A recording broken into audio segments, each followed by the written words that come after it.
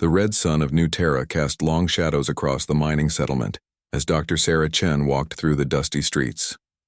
She carried her research tablet close to her chest, filled with data about the planet's unique ecosystem. Her husband Marcus worked somewhere in the distance, his voice echoing as he shouted instructions to the construction crew building new housing units. New Terra was supposed to be humanity's fresh start. After 3 years of terraforming, the colony had grown from a small outpost to a bustling community of nearly 2,000 souls. Humans worked alongside aliens from across the galaxy, all united under the Galactic Cooperation Accord. At least that was what the official documents said. Sarah knew better. She had seen how the alien supervisors treated human workers. They spoke down to them like children. They dismissed human ideas without consideration. The worst part was that most humans had learned to accept it. The colony operated under a strict hierarchy. At the top were the Zilithians, tall reptilian beings with scales that shifted from green to gold depending on their mood. Their civilization was ancient, spanning thousands of years across multiple star systems. They considered themselves the natural leaders of galactic society. Below them were the Thurians, stocky humanoids with blue-gray skin and 4 arms. They handled most of the technical work and engineering projects. They were smarter than the Zilithians liked to admit, but they knew their place in the system. Then came the Vex, insect-like creatures with compound eyes and clicking mandibles. They managed logistics and supply chains with incredible efficiency. Their hive mind mentality made them perfect for organizing large operations. At the bottom were the humans, the newest species to join the galactic community, the most emotional, the most violent, the most primitive. Or so everyone believed. Sarah had heard these descriptions countless times during her 3 years on New Terra. She was one of only 12 human scientists on the planet, and the only xenobiologist. Her job was to study the local wildlife and ensure that mining operations didn't destroy important ecosystems. It was work she loved, but it came with constant frustration. Every recommendation she made was questioned. Every report she filed was reviewed by alien supervisors who had no background in biology. They treated her like a student presenting homework, rather than a professional with 2 advanced degrees. Marcus faced similar problems in construction. He had been a military engineer before coming to New Terra, with 15 years of experience building everything from bridges to defense systems. But the alien foreman treated him like an apprentice. They gave him simple tasks and ignored his suggestions for improving efficiency or safety. The couple had met during the colony selection process back on Earth. Sarah had been impressed by Marcus's quiet intelligence and practical approach to problems. Marcus had been drawn to Sarah's passion for her work and her determination to make a difference. They married 6 months before shipping out to New Terra, believing they could build something meaningful together on a new world. The reality had been harder than either expected. Not because of the harsh environment or the dangerous work, but because of the constant reminder that humans were considered inferior. Every day brought small humiliations and casual dismissals that wore down even the strongest spirits. Sarah reached the research station, a low building near the edge of the settlement. Inside, her alien colleagues were already at work. Zethkol, a young Therian, looked up from his computer terminal and nodded politely. He was one of the few aliens who treated Sarah with something approaching respect. "Good morning, Dr. Chen," he said in careful English. "I have finished analyzing the soil samples from Sector 7. Sarah set down her tablet and walked over to look at his screen. The data showed concerning levels of rare minerals in an area scheduled for expanded mining operations. The same area where she had documented 3 species of plants found nowhere else on the planet. "This confirms what I suspected," Sarah said. "We need to recommend that Sector 7 be classified as a protected zone." Zethkol's second set of arms twitched nervously. "Administrator Kithvar has already approved the mining expansion for that sector. He says the mineral deposits are too valuable to ignore." Sarah felt her stomach tighten. Kethavar was the senior Zilithian administrator for the mining operations. He had made it clear from her first day that he considered human scientists an unnecessary expense. In his opinion, humans lacked the intellectual capacity for real scientific work. "The ecosystem data shows clear evidence that mining in Sector 7 would cause irreversible damage," Sarah said. "I have to file a formal objection." Zethkol looked uncomfortable.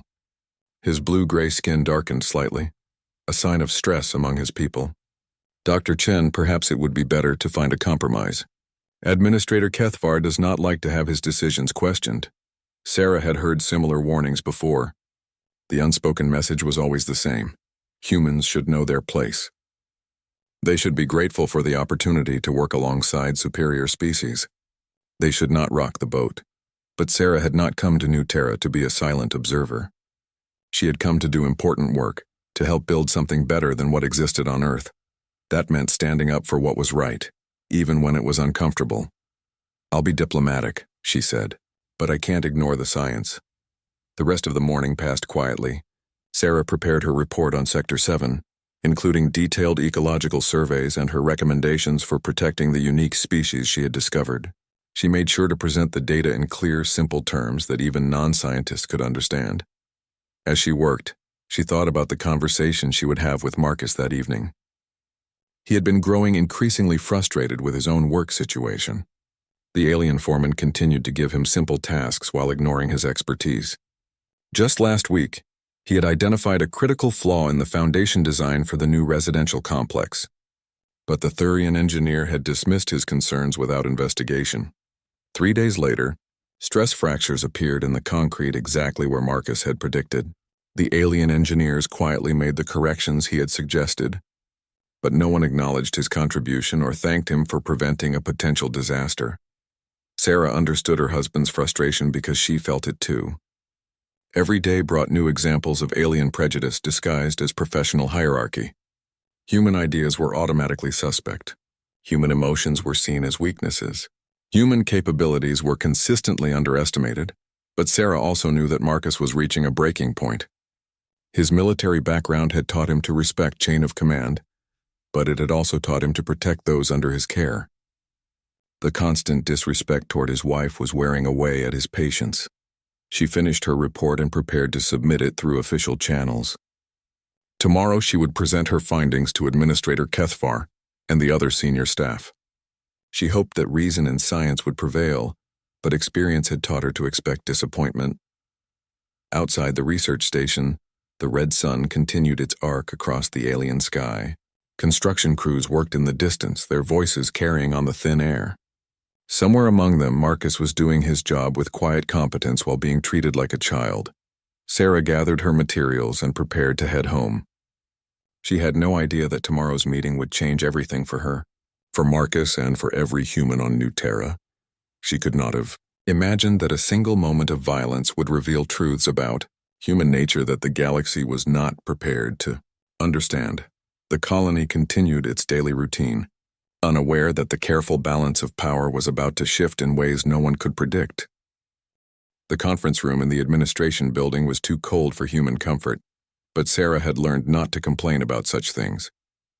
She sat at the oval table with her report tablet, waiting for the senior staff to arrive. The chairs were designed for Zilithian proportions, leaving her feet barely touching the floor. Administrator Kethvar entered first, his scales gleaming gold in the artificial light. He was larger than most Zilithians, standing nearly 8 feet tall with broad shoulders and a thick tail that he used for balance and intimidation. His yellow eyes swept the room before settling on Sarah with obvious displeasure. "Dr. Chen," he said, his voice carrying the hissing accent common to his species, "I trust you have brought useful information about the mining expansion." Sarah straightened in her chair. "Yes, Administrator. I have completed comprehensive surveys of Sector 7, and I have some important concerns to share." 2 Thurian engineers entered the room, followed by a Vex logistics coordinator. They took their seats without acknowledging Sarah's presence. She was used to being ignored, but it still stung. Kethvar activated the holographic display at the center of the table. A 3-dimensional map of the mining area appeared, showing the planned expansion zones highlighted in blue. Sector 7 glowed brightly, indicating high priority for development. "The mineral deposits in Sector 7 represent significant value," Kethvar began. "Our geological surveys show rare Earth elements that could fund colony operations for the next 5 years. We will begin extraction operations next month." Sarah cleared her throat. "Administrator, if I may present my ecological findings?" Kethvar's scales shifted from gold to a darker amber, showing his irritation. "Very well, but be brief." We have more important matters to discuss. Sarah activated her tablet and shared her data with the room display. Images of unique plant species appeared alongside soil composition charts and ecosystem mapping. She had spent weeks documenting everything in precise detail. Sector 7 contains 3 plant species found nowhere else on New Terra, she explained. These organisms have adapted to the specific mineral composition of the soil in ways that could provide valuable insights for terraforming projects on other worlds. More importantly, they appear to play a crucial role in soil stability in the region. One of the Thurian engineers leaned forward. What kind of soil stability issues? Sarah pulled up her geological data. The root systems of these plants create a network that prevents erosion during the seasonal storms. Without them, the entire slope could become unstable. Mining operations could trigger landslides that would threaten the eastern residential areas. Kethvar's tail lashed behind his chair. This is speculation. Our geological surveys show no such risks. With respect, Administrator, your geological surveys focused on mineral deposits, not ecosystem interactions. My data clearly shows. Your data shows the paranoid worries of a primitive species, Kethvar interrupted. Humans see danger everywhere because you lack the intellectual capacity for proper analysis. Sarah felt heat rise in her cheeks, but she kept her voice steady. The science is clear. Mining in Sector 7 without proper environmental protections will cause serious problems. I recommend we modify the extraction plans to preserve the critical plant colonies. The room fell silent. The other aliens watched the exchange with uncomfortable expressions. Challenging a senior Zilithian administrator was simply not done, especially by a human. Kethvar stood slowly, his full height casting a shadow over the table. His scales had shifted to a deep red color that Sarah had never seen before.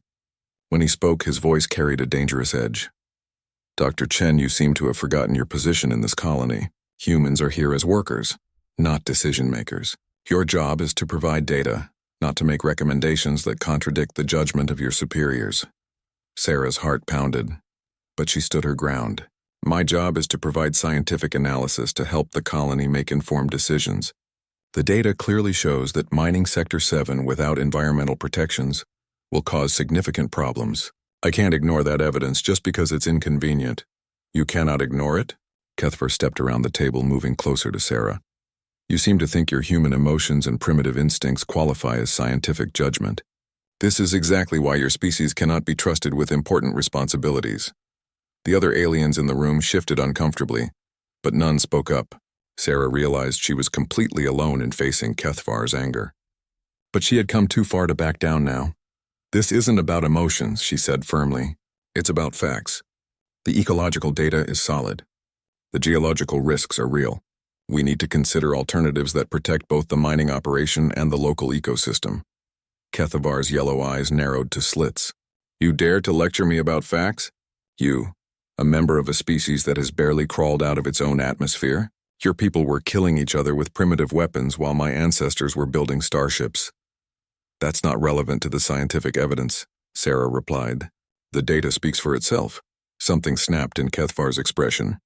His right hand shot out faster than Sarah could react, striking her across the face with his clawed fingers. The blow sent her stumbling backward, her cheek burning with pain. She felt warm blood running down her face where his claws had torn the skin. That is how we deal with insubordination from lesser species, Kethvar snarled. Perhaps now you will remember your place in the Galactic Order. Sarah touched her cheek, her fingers coming away red with blood. The room spun slightly, but she remained standing. The other aliens stared in shock, but none moved to help her or condemn Kethvar's actions. Medical attention is available in the human quarters, Kethvar said coldly. I suggest you take advantage of it. And Dr. Chen, when you return to work, I expect you to focus on tasks more appropriate to your capabilities. Leave the important decisions to those qualified to make them. Sarah picked up her tablet with shaking hands. Her report was still displayed on the room's holographic system, showing all her careful research and valid concerns. None of it mattered now. In the alien hierarchy, physical dominance trumped scientific evidence. She walked to the door on unsteady legs, aware that every alien in the room was watching her. At the threshold, she turned back to face Kethvar. The science is still correct, she said quietly. Mining Sector 7 will cause problems whether you acknowledge it or not. Kethvar's scales flashed bright red. Get out. Sarah left the building and walked slowly toward the human residential area. Her cheek throbbed with each heartbeat and she could feel the blood drying on her skin. Other humans she passed on the street stared in shock, but she ignored them. The medical station was a small building staffed by human personnel. Dr. Williams, the colony's chief medical officer, cleaned and bandaged Sarah's wounds while asking gentle questions about what had happened. Sarah told him everything, her voice growing stronger as she spoke. "This can't stand," Dr. Williams said as he sealed the cuts with medical adhesive. "Kethavar had no right to assault you. We need to file a formal complaint." Sarah shook her head. "It won't matter. The other aliens saw it happen and did nothing. In their system, he was disciplining a subordinate species that got out of line. Then we take it to the Human Colonial Administration. They have to respond to something like this." Sarah looked at herself in the small mirror beside the medical station. 3 parallel cuts ran from her cheekbone to her jaw, already sealed but sure to leave scars. They would be a permanent reminder of this moment. "Go ahead and file the reports," she said, "but I don't think anything will come of it. The aliens have made their position clear. Humans are workers, not equals. We're supposed to accept whatever treatment they give us." What Sarah didn't know was that Marcus had heard about the incident within an hour. Word traveled fast in the small human community, and someone had seen her walking to the medical station with blood on her face. By the time Sarah reached their small apartment, Marcus was waiting for her. His face went white when he saw the bandages on her cheek. "What happened?" he asked, his voice carefully controlled. Sarah told him everything. Marcus listened in silence, his hands slowly clenching into fists. When she finished, he was quiet for a long moment. "Where is Kethavar now?" he asked. Marcus, "No. Don't do anything stupid. This is exactly what they expect from humans. They want us to react with violence so they can justify treating us like animals." Marcus looked at his wife's bandaged face and something cold settled in his chest. Maybe it's time they learned that humans are more dangerous than they realize. Marcus sat in the darkness of their small apartment, watching Sarah sleep. The medical scanner beside their bed showed that her injuries were healing properly, but the 3 parallel scars on her face would be permanent. Every time he looked at them, something cold and sharp twisted in his chest. It had been 2 days since the incident. 2 days of watching his wife try to pretend everything was normal while other humans whispered and stared. 2 days of listening to the alien administration explain why Kethavar had done nothing wrong. The official response had arrived that morning. Colonial Administrator Veltar, Kethavar's superior, had reviewed the incident and determined that proper disciplinary procedures had been followed. Dr. Chen had shown insubordination to a senior administrator. Physical correction was within acceptable parameters for maintaining order among subordinate species. Marcus had read the report 3 times, each reading making him angrier. Subordinate species. Physical correction. Acceptable parameters. The language was carefully chosen to make brutality sound reasonable. He stood up quietly and walked to his workshop area in the corner of their living space. His military engineering training had taught him to think systematically about problems. Step 1 was always gathering information. Step 2 was analyzing options. Step 3 was choosing the most effective course of action. Marcus activated his personal computer and began researching everything he could find about Kethavar and the Colonial Administration. He accessed maintenance records, supply manifests, personnel files, and communication logs.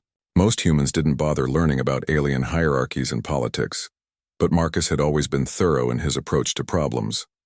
What he found was illuminating. Kethavar had been assigned to New Terra after being transferred from 3 previous postings. Each transfer had been described as a lateral career opportunity, but Marcus recognized the pattern. In military terms, Kethavar was being shuffled around because he was incompetent, but too well connected to fire outright. The mining operation under Kethavar's supervision was behind schedule and over budget. Equipment failures were becoming more frequent. Safety incidents had increased by 40% in the past year. But somehow Kethavar kept getting promoted and transferred to new positions. Marcus dug deeper into the technical records. What he found made him smile grimly. Kethavar had been overruling safety recommendations and ignoring maintenance schedules to meet production quotas. The mining equipment was operating far beyond safe parameters. Several critical systems were showing stress indicators that any competent engineer would recognize as warning signs. Sarah had been right about Sector 7. But her ecological concerns were only part of the problem. The mining operation was a disaster waiting to happen, and Kethavar was too arrogant to listen to warnings from anyone, especially humans. Marcus began making his own detailed analysis of the mining operation. He cross-referenced equipment specifications with usage logs and environmental data. He created projections for system failures and calculated the probable consequences. What he found was worse than he had expected. The next morning, Marcus requested a meeting with his immediate supervisor, a Thurian named Gorth Ek. The alien was surprised by the request but agreed to see him during the lunch break. "What can I do for you, Marcus?" Gorthek asked in his careful English. Unlike many aliens, he had learned to use human first names instead of the formal titles that maintained distance. Marcus spread his analysis across Gorthek's desk. "I've been reviewing the mining operation data, and I'm concerned about several safety issues that need immediate attention." Gorthek's 4 arms moved independently as he examined the documents. His blue-gray skin darkened as he processed the information. "This is very detailed work. How did you access all these systems?" "I have maintenance clearance for most of the equipment," Marcus explained. "The data is all publicly available to authorized personnel. I just put it together in a comprehensive analysis." "And what do you conclude?" Marcus pointed to a series of graphs showing equipment stress levels. "The mining extractors in sectors 3, 5, and 7 are operating beyond safe parameters. The support structures show metal fatigue that could lead to catastrophic failure. The environmental systems are overloaded. If we continue current operations without maintenance breaks, we're looking at major equipment failures within the next month." Gorthek studied the analysis for several minutes. His species was known for their engineering expertise, and Marcus could see him checking the calculations mentally. Finally, the alien looked up with troubled eyes. "Your analysis appears correct. This is excellent work. But Marcus, I must ask, why are you bringing this to me instead of following normal reporting procedures?" Marcus had expected this question. "Because normal procedures route through Administrator Kethavar, and he has shown little interest in human recommendations. I thought perhaps you could review the technical aspects before it goes through official channels." "You are being diplomatic," Gorthek observed. "You believe Kethavar will ignore this report because it comes from a human." "I believe the safety of the colony is more important than politics," Marcus replied. "But yes, I'm concerned that my recommendations might not receive proper consideration." Gorthek set down the documents and looked directly at Marcus. "I heard about what happened to your wife. I'm sorry. Not all of us agree with such methods of maintaining discipline." "Thank you," Marcus said simply. "But this analysis isn't about revenge. It's about preventing disasters that could hurt everyone in the colony." "I understand. And I agree with your conclusions. This equipment needs immediate maintenance before someone gets killed." Gorthek paused. "I will present your findings to the engineering committee. Your name will be included in the report." Marcus shook his head. "That's not necessary. The important thing is that the problems get fixed." After leaving Gorthek's office, Marcus returned to his construction work. But now he had a different purpose. Instead of simply following orders, he began paying attention to everything around him. He noticed which alien supervisors were competent and which were not. He identified problems before they became crises. He quietly documented every example of human expertise being ignored or dismissed. That evening, Sarah found him at his computer again. She sat beside him and looked at the screen, which showed a detailed organizational chart of the colony administration. "What are you working on?" she asked. "Research," Marcus replied. "I'm trying to understand how decisions get made around here, and I'm documenting some patterns that might be useful." Sarah touched the bandages on her cheek.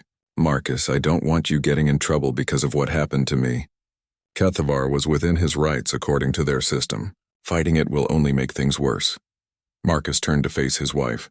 "Sarah, do you remember what you told me when we decided to come to New Terra? You said we had a chance to help build something better than what we left behind on Earth." "I remember."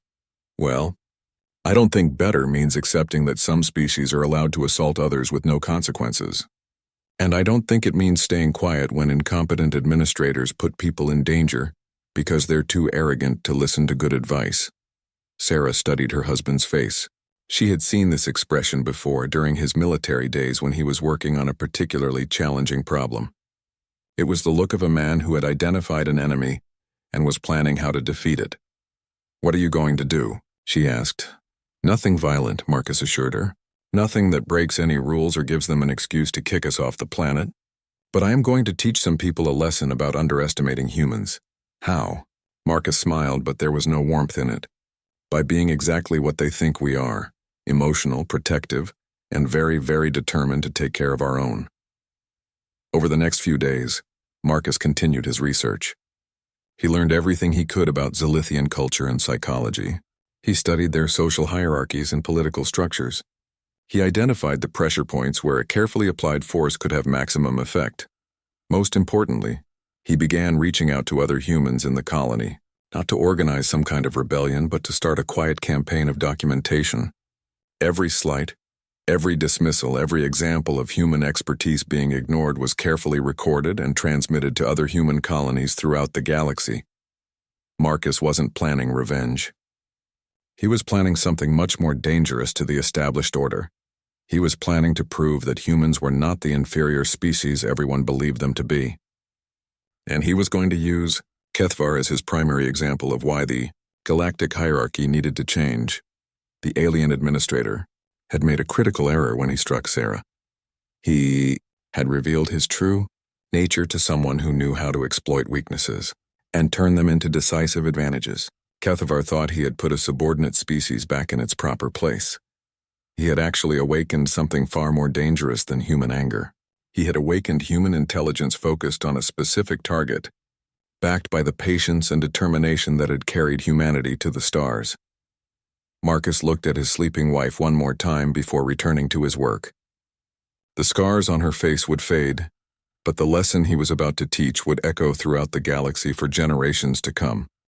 3 weeks after the incident, Marcus had become a model employee in the eyes of the alien administration. He arrived early for his shifts, completed every assignment without complaint, and treated all alien supervisors with exaggerated respect. When Kethvar visited the construction sites, Marcus made sure to acknowledge his presence with obvious deference. "Good morning, Administrator Kethvar," Marcus would say, bowing slightly in the Zilithian fashion. "I hope you find our work satisfactory today." Kethvar seemed pleased by this display of proper submission. He began making more frequent visits to Marcus's work sites, clearly enjoying the humans' respectful behavior. Other aliens noticed the change and commented approvingly on how humans could learn their place when properly disciplined. What they didn't see was the careful intelligence behind Marcus's actions. Every interaction was planned. Every word was chosen for maximum effect. Marcus was studying his target like a predator, learning the habits of prey. The first major test came when Gorthek's engineering committee presented Marcus's safety analysis to the colonial administration. As expected, Kethvar dismissed the human recommendations without serious consideration. "These concerns are typical human paranoia," he announced to the committee. "Their species sees danger in every shadow because they lack the intellectual capacity for proper risk assessment. We will continue current operations as planned." Gorthek tried to argue, pointing out that the technical analysis was sound regardless of who had prepared it. But Kethvar's authority was absolute, and the meeting ended with no action taken. Marcus learned about this outcome within hours, as word spread through the alien technical staff. Several Thurian engineers privately expressed concern about the decision, but none were willing to challenge a senior Zilithian administrator directly. That was exactly what Marcus had expected. He began the second phase of his plan. Over the next few days, Marcus quietly approached individual alien technicians with questions about equipment maintenance schedules. He never criticized Kethvar's decisions directly. Instead, he asked innocent questions that highlighted the growing problems. "Excuse me, Vorthal," he might say to a Vex logistics coordinator. "I noticed that the primary extractor in Sector 5 hasn't had its scheduled maintenance in 6 weeks. Should I request new filters from the supply depot?" "The maintenance schedule has been suspended to maintain production quotas," Vorthal would reply, clicking his mandibles nervously. "Administrator Kethvar's orders." "Of course," Marcus would respond respectfully. "I just wanted to make sure I understood the priorities correctly." These conversations served multiple purposes. They reminded alien technicians of the mounting problems. They created a paper trail showing that humans were aware of safety issues, and they gradually established Marcus as someone who paid attention to important details. Meanwhile, Marcus continued his broader intelligence gathering. He had identified the communication channels that alien administrators used to report back to their home governments. Through careful observation and technical skill, he had gained access to several of these systems. What he found confirmed his suspicions about the galactic hierarchy. Most alien species viewed humans as useful but primitive laborers. They were expected to do dangerous work for low pay while showing proper deference to their betters. The colonial system was designed to keep them in that role permanently, but Marcus also discovered something more interesting. There were growing concerns among some alien governments about human capabilities. Military reports from border conflicts showed that human soldiers were more adaptable and innovative than expected. Economic analyses suggested that human colonies were becoming more productive and self-sufficient than predicted. A few far-sighted alien administrators were beginning to question whether current policies toward humans were wise in the long term, but their voices were being drowned out by the traditionalists who insisted that maintaining proper hierarchy was essential to galactic stability. Marcus began feeding carefully selected information into these communication channels, nothing that could be traced back to him directly, but data that supported the concerns of those alien administrators who were already questioning human policies. Reports about human innovations in mining technology, analysis showing higher productivity in colonies where humans had more autonomy, incident reports from colonies where human recommendations had prevented disasters. The information was presented as routine administrative data, but Marcus made sure it reached the right people at the right times. He was building a case that humans were more valuable as partners than as subordinates. The real test came 4 weeks after the assault on Sarah. Marcus arrived at work to find emergency crews surrounding the primary mining extractor in Sector 3. The massive machine had suffered a catastrophic bearing failure. Exactly as his analysis had predicted, the breakdown would halt mining operations for at least a week while replacement parts were shipped from off-world. The lost production would cost the colony nearly 1 million credits. Worse, the failure had damaged several other systems and created safety hazards throughout the mining complex. Marcus watched Kethvar arrive at the scene, his scales shifting through various shades of red and gold as he tried to understand what had happened. Alien technicians scrambled to assess the damage while avoiding their administrator's growing rage. "How did this happen?" Kethvar demanded. "Our maintenance schedules are designed to prevent exactly this type of failure." Gorthek stepped forward reluctantly. "Administrator, you may recall that our human engineer submitted a report 4 weeks ago, predicting this exact failure. He recommended immediate maintenance to prevent it." Kethavar's yellow eyes narrowed. "That report was human speculation based on primitive analysis methods. Our own engineering staff found no cause for concern." "Actually," Gorthek replied carefully, "our staff agreed with the human's technical conclusions. The bearing failure occurred exactly as he calculated, at the stress levels he identified." The silence that followed was thick with tension. Other aliens watched nervously as Kethavar processed this information. His scales had shifted to a deep amber color that signaled dangerous anger. Marcus chose that moment to approach the group. He maintained his respectful demeanor while carrying a data tablet loaded with detailed repair recommendations. "Administrator Kethavar," he said with a slight bow, "I've prepared a preliminary analysis of the failure and some suggestions for emergency repairs that might minimize downtime." Kithvar stared at the human who had dared to offer unsolicited advice. "You think your primitive understanding of machinery can solve problems that our expert engineers are still analyzing?" "Not at all, sir," Marcus replied humbly. "I simply noticed some patterns in the damage that might be relevant to the repair schedule. Of course, your engineering staff should make all final decisions." Despite his anger, Kithvar was under pressure to restore mining operations as quickly as possible. Reluctantly, he gestured for Marcus to proceed with his analysis. Marcus activated his tablet and began explaining the failure cascade in simple terms. He showed how the primary bearing failure had created stress loads that damaged secondary systems. He identified which components could be salvaged and which needed immediate replacement. Most importantly, he presented a repair sequence that could restore partial operations within 3 days instead of the week that alien engineers had estimated. "This approach requires some non-standard techniques," Marcus explained, "but I believe it will work if your engineering staff approves the modifications." The alien engineers examined Marcus's proposals with growing amazement. His analysis was not only correct but more thorough than their own initial assessments. His repair sequence was innovative but practical, using available materials in ways they hadn't considered. Gorthek looked up from the tablet with obvious respect. "This is excellent work. How did you develop this repair sequence so quickly?" "I studied the technical manuals during my off-duty hours," Marcus replied. "I wanted to better understand the systems I work with every day." What he didn't mention was that he had been planning for exactly this type of failure for weeks. He had prepared detailed repair procedures for every piece of critical equipment, knowing that sooner or later, Kethavar's negligence would create opportunities to demonstrate human competence. Over the next 3 days, Marcus worked alongside alien engineers to implement his repair procedures. He didn't take credit for the innovations or make any claims about human superiority. Instead, he quietly demonstrated skills and knowledge that impressed everyone who worked with him. The mining extractor was back online ahead of schedule, saving the colony nearly 400,000 credits in lost production. Word of the human engineer's contribution spread throughout the technical staff. Even aliens who normally dismissed human capabilities began paying attention to Marcus's suggestions. Kethavar was furious but trapped by circumstances.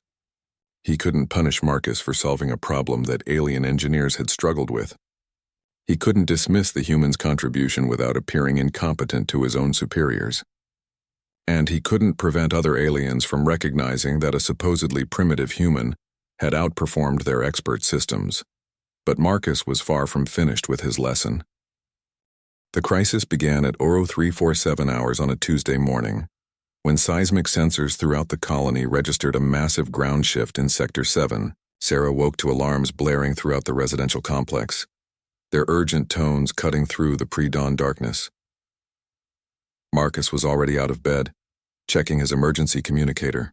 "Major geological event in the mining sector," he said grimly. "All technical personnel are being called in." Sarah grabbed her research tablet and field equipment. "I'm coming with you.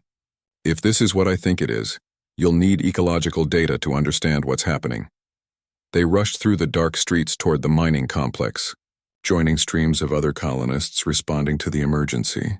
The night sky was lit by industrial floodlights and the glow of fires burning in the distance. The scene at Sector 7 was chaos.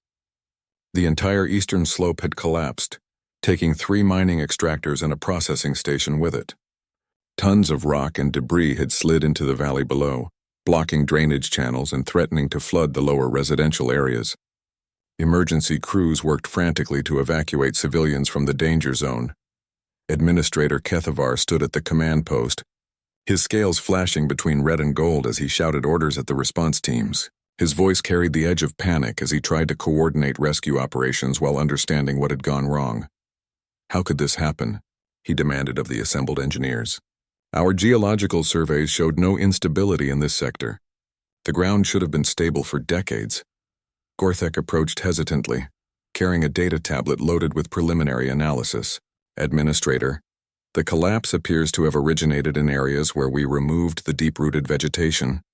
The plant systems that Dr. Chen identified were apparently providing crucial soil stability." Sarah stepped forward, her own tablet displaying the ecological surveys she had presented weeks earlier.